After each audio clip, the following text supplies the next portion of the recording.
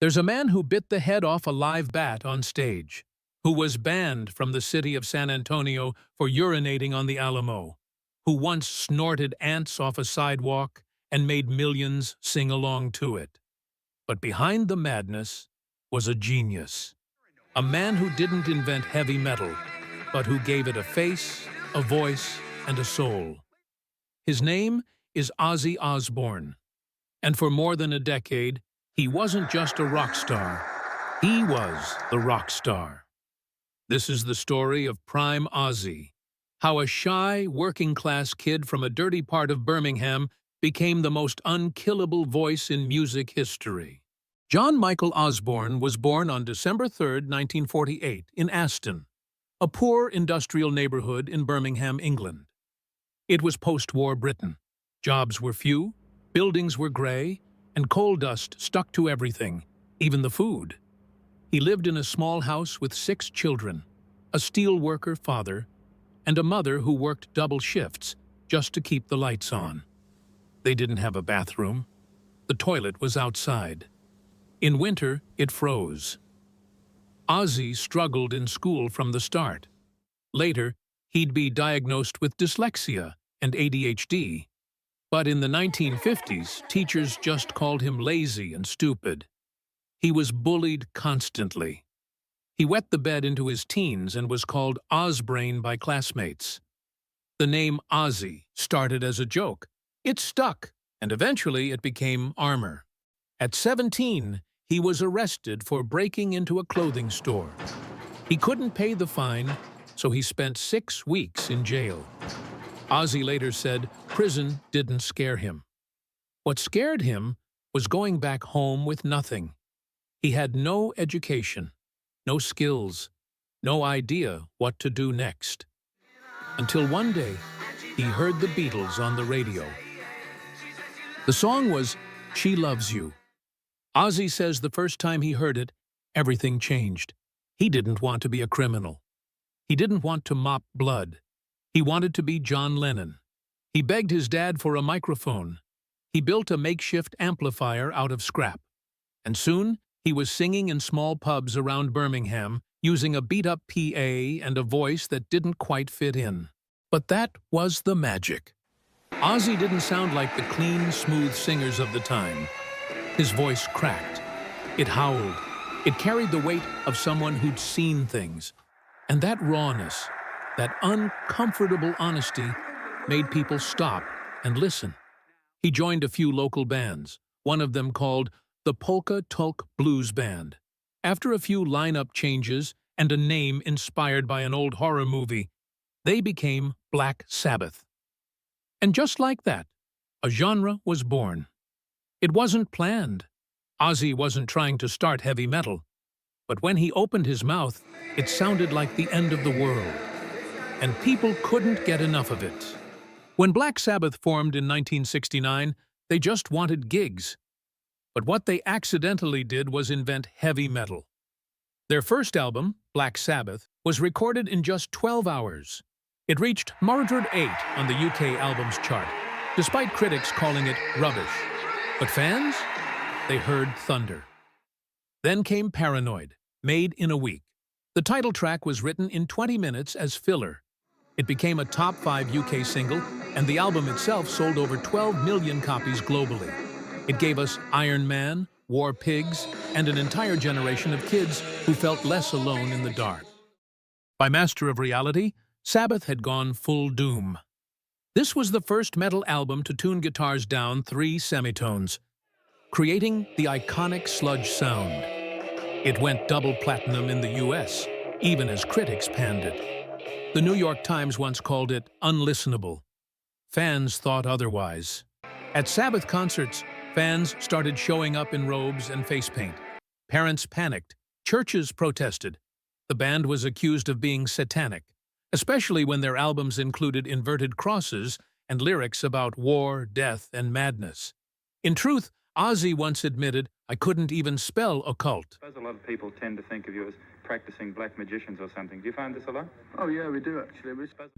By the mid-70s, they were selling out arenas worldwide, with Ozzy sometimes performing 200-plus shows a year, while heavily intoxicated.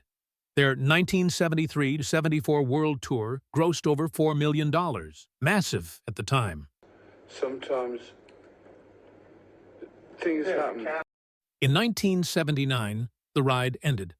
Ozzy had missed 6 weeks of rehearsals and was doing up to 4 bottles of cognac a day. The band fired him. He spent 3 months in a hotel room, blackout drunk. Enter Sharon Arden, daughter of his manager, who pulled him out and rebuilt him. Together, they launched his solo debut, Blizzard of Oz. It sold over 5 million copies in the U.S., featured Mr. Crowley and the now iconic Crazy Train. The latter became a sports anthem, used in everything from NFL stadiums to video games. Ozzy was 31 and reborn. His second album, Diary of a Madman, dropped just 1 year later and also went multi-platinum. Ozzy became the first artist to go platinum both with a band and as a solo act in the metal genre. When Randy Rhoads joined Ozzy's solo band in 1980, the music changed forever. Ozzy and Randy had a rare bond. He trusted Randy's instincts in the studio and on stage. Fans still call this the golden era of Ozzy's solo career. The tour behind the album covered Europe, North America, and Asia, hundreds of shows. But everything changed on March 19, 1982, in Leesburg, Florida. Randy died in a tragic plane crash while returning from a gig. He was only 25. Ozzy was shattered. He had lost not just a bandmate, but a musical partner and a friend. Yet Ozzy continued the tour, playing every show he could. In 1987, Ozzy released the live tribute album titled Tribute, which peaked at number 6 on the Billboard 200. Randy's death left a void that never filled, but the music they created together endures. Diary of a Madman remains one of the most influential metal albums ever made. I truly believe if he hadn't got killed when he did, he would be up there with the fucking the big guys. Ozzy was already infamous, but 1982 pushed that persona into overdrive. The bat incident? That really happened. Ozzy thought it was a rubber toy, so he bit down. It wasn't. He had to get rabies shots. The press turned the story into legend. Ozzy said people expected him to do even crazier things after that. In a meeting with CBS Records, he was meant to release doves as a peace gesture. He got bored, bit one's head off while intoxicated. In 1982, wearing Sharon's dress and completely drunk, Ozzy urinated on Alamo Cenotaph in Texas. He got arrested, banned from San Antonio for 10 years, and the press loved every second of it. Rumors swirled that he snorted ants on tour. Wild tabloid fodder, true or not? By the late 80s and early 90s, people weren't just listening to Ozzy, they were studying him. Bark at the Moon featured new guitarist Jake E. Lee and hit No. 19 on the Billboard 200. It eventually sold over 3 million copies in the U.S. The single Mama, I'm Coming Home hit No. 2 on mainstream rock tracks and peaked at 28 on the Billboard Hot 100, Ozzy's only solo top 40 hit. Add it all up, his solo equivalent album sales exceeded 51 million, and combined with Black Sabbath records, Ozzy's career total topped 115 million copies sold. That makes him one of the few artists ever to go platinum with 2 different bands and sustain success across 6 decades. Ozzy's darkest years became his most defining chapters. He turned controversy into catalog, and in doing so, he remains one of rock's greatest survivors. In 1996, Ozzfest was born, a traveling monster of metal that gave the spotlight to rising bands like Slipknot, Korn, Disturbed, and System of a Down. Over its 2-decade run, it grossed more than $100 million and became one of the most iconic heavy music festivals in history. Even bands like Metallica and Iron Maiden credit Black Sabbath and Ozzy as the reason they exist. With us, it was our turn in '86. We had a new album, Master Puppets. Ozzy and obviously Sharon has a lot to speak for. They were kind enough to take us out and give us that shot. And we were up on stage playing Black Sabbath songs because we wanted him to come up and sing with us. That was like our big dream.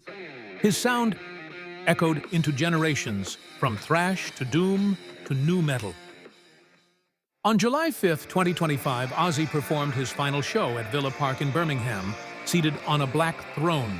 Parkinson's had taken his ability to walk, but not his voice. not his presence. He sang Paranoid one last time to 45,000 fans in person and over 5.8 million watching around the world. That concert raised funds for Birmingham Children's Hospital, the Cure Parkinson's Trust, and Acorn Children's Hospice. And I don't know what to say, man. I've been laid up for like fucking 6 years. And it's so, you've got no idea how I feel. Man. Thank you from the bottom of my heart. 17 days later, on July 22nd, 2025, at the age of 76, Ozzy passed away at home in Buckinghamshire, surrounded by his wife Sharon and children. He started as a bullied Birmingham kid. He ended as a godfather of metal, a survivor, a legend, and a man who turned darkness into devotion. Ozzy Osbourne, madman, myth, miracle. But more than that, he was proof that even in the darkest chaos, there can still be music. Stick around. More icons, more stories. Hit like and subscribe. See you soon.